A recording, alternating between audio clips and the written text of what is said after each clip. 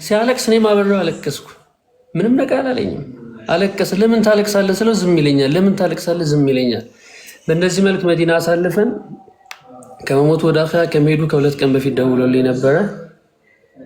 ደውሎልኝ ግን ፏዲ እወድሃለሁ ላደረክልኝ ነገር ሁሉ ሹክራን ጀዛከላህ ነበር ያለኝ። ኦልሞስት እኔ በቃ የተረዳሁት መሐመድ ሰይድ ኦልሞስት በቃ መንገድ እንደጀመረ አውቆት ነበር ማለት ይቻላል። የሀይቃ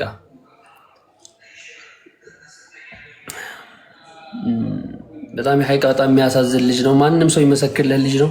እኔ ለመሐመድ ሰይድ አንድ በመሰክረው ነገር ቢኖር በሐያቴ ሰው ሲያማ ሰምቼው አላውቅም።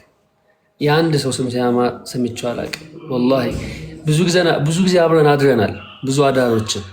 ሁሌም ቢሆን መሰክር አንድም ሌሊት ከሱ ጋር አላደርኩም ተነስቶ ለይል ሰላት የሰገደ ቢሆን እንጂ። ይሄን እድሜ ልኬም መመስከር የምችለው ነገር ነው። ሁሌ 10 ሰዓት በሆነ ሰዓት ተነስቶ ለይል ሰላት ይሰግድ ነበረ። ብቻ ስለሱ ተወርቶ አያልቅም። የሀይቅ አሁን በዚህ ሰዓት ምን አይነት ሐለት ላይ ነህ ብትሉኝ አልቅሼ ደክሞኝ ወጥቶልኛል። በቃ የሀይቃ ነው የምላችሁ። ሆስፒታልም በጣም ብዙ ጭንቀት ላይ ነበርን። ሞቷል ስንባል አላምንም ብዬ እኔ ከገቡት ውስጥ ነበርኩ። ውስጥ ልብስ አስለብሰውኝ ገብቼ ፊቱን ሳየው የሀይቃ በጣም ያምር ነበረ፣ ኑር ነበረ። የሀይቃ መሞቱን ራሱ አላመንኩም ነበር ውስጥ ገብቼ እያየሁት እንኳን። እና አንዳንዴ በጣም ሐዘን በቃ አልቅሰን ወጥቶልን ምን ልበላችሁ፣ ከምንም በላይ ወዳጅን ያጣሁት። ሁላችንም ወዳጅን ያጣ ነው።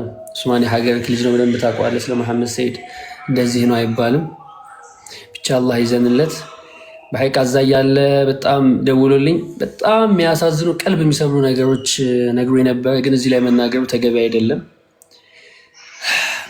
በቻልነው መጠን ለቤተሰቦቹ እናግዝ፣ እንርዳቸው። ቅድም ሚስትየው ጋር አብሬ ነበርኩ። ህፃን ልጅ የ4 ወርና የ5 ወር ህፃን ልጅ ይዛልኝ መታ። ፏዴ ጠየቅኩ፣ ይሄን ልጅ እኮ ገና እኮ አልጠገበውም አለች። 3 ሴት ልጆች ነው ያሉት። የመጨረሻ የወለደው ልጅ ወንድ ነው። ወንድ መውለድ በጣም ይፈልግ ነበረ። አላህ ባለቀ ሰዓት ወንድ ሰጠው። ወንድ ከሰጠው በኋላ በደንብ ሳያጣጥመው ልጁን ወደ አኺራ ሄዷል። ሚስቱ ለሱ ስትል በጣም ብዙ ነገር መስዋዕትነት ከፍላለች። የቤት ኪራይ ሊከፍል እየሄደ የሚያጅባቸው የቤት ኪራይ ሊከፍል እየሄደ የተቸገረ ወንድሙ ሲያይ የቤት ኪራይ ቢያጉል ልጅ ነበረ። ወላሂ ነው የምላቸው። የቤት ኪራይ አጉድሎ ይሰጥ ነበረ። ከዛ ድጋሚ ያንን የቤት ኪራይ ለመሙላት በቃ ፍዳው የሚያይ ልጅ ነበረ። ይሄ የምናወራው የሰው አንጀት ለመብላት አይደለም፣ የሐቂቃ ነው። እኔ ለማንም እንደዚህ መልክ አልመሰክርም። ከሱ አንድ የሚያጅባችሁ ነገር እስቲ ሁሉም ጋር ላይቭ ግቡ። በተለያየ እንትን ላይ ያሉ ሰዎች እንዳለ ስለሱ ነው የሚያወሩት። በሐያት እያለ ስለ አንድነትን ይወድ ነበር፣ ስለ አንድነት ያወራ ነበረ። ከሞተም በኋላ ሱብሃንአላህ ህዝቡን አንድ አደረገው። ሁሉም ፖስተው፣ ሁሉም አለቀሰለት፣ ሁሉም ስለሱ አወራ። አጃይብ ነው። ብቻ ባጭሩ ስለ መሐመድ ሰይድ ተወርቶ አያልቅም። ሁላችንም እንተጋገዝ፣ እናግዘው።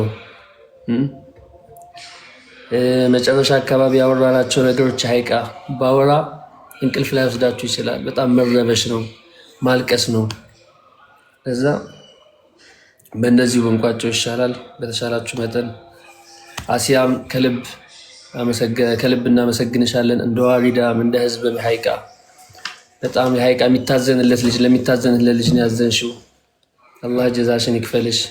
ወንድማችን ኡስማንም ሁላችሁም እዚህ ጋር ያላችሁ ወንድሞች የሀይቃ ነው የምላችሁ ከልብ ነው የምናመሰግናችሁ። መሐመድ ሰይድ እሱም ቢኖር የሚያደርገው ነገር ነው። የሀይቃ የቤት ኪራይ ባጣ ሰዓት ላይ ኻሊድ ሲናገር ሰምቻለሁ። ከቤት ኪራዩ ላይ ቀንሶ ማለት ነው ለችግረኛ ገቢ በማሰባሰብበት ሰዓት ለቲክቶክ ለችግረኛ ልኮልኛል ብሎኛል።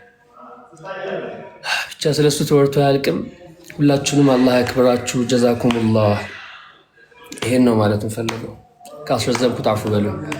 ማሻአላህ ወንድማችን በጣም አንተንም አላህ ረጅም ሀያትና አፊያ ስጥት ያድርግ። እኔ ግን እዚህ ላላችሁ 1000 ሰዎች ማስተላለፍ የምፈልገው መልእክት ማለት ነው ወላሂ እውነት ለመናገር ለምንድን ነው የምንወዳቸውን ሰዎች በህይወት እያሉ ተገቢውን ክብር ማንሰጣቸው? ለምንድን ነው ተገቢውን ፍቅር ማንሰጣቸው? እኔ ወላሂ የምነግርህ ነገር ይሄን ያህል መሐመድ ሰይድ ይሄን ያህል ፌመስ መሆኑን ይሄን ያህል ሰው መታወቁን አታሷሽኝ እኔ አላቅም ነበር። እኔ ፌስቡክ ላይ አለኝ እንትን ገጾችና እዛ ላይ ፖስት ምናምን ሳደርግ በዚህ ደረጃ እኔ እንጃ ፌስቡኩ ይህን ያክል ሲጨናነቅ እስኪ ለምን አሁን እዚህ ውስጥም አሉ እኮ እስኪ አሁን ለምሳሌ የፉአድ መልካ ወዳጆች እስቲ ላይ በቁሙ እያለ በሀያት እያሉ ለምንድነው ተገቢውን ክብር በሰሩት ስራ ልክ ማንሰጠው?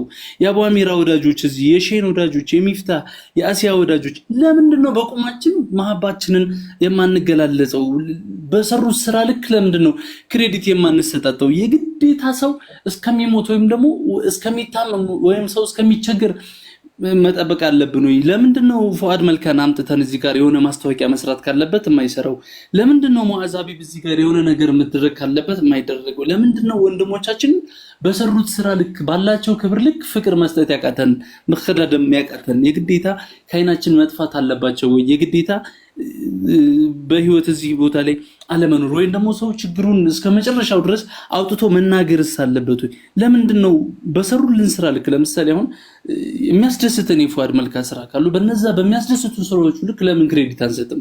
ለምን እውቅና አንሰጥም? እስኪ በዚህ ጉዳይ አሲያ የምትጨምሪው ነገር ካለ ወደ አንቺ ልስጥ። ከዛ አቡ አሚራም የሚጨምርበት ቢሆን በዚህ ሐሳብ ላይ ደስ ይለኛል።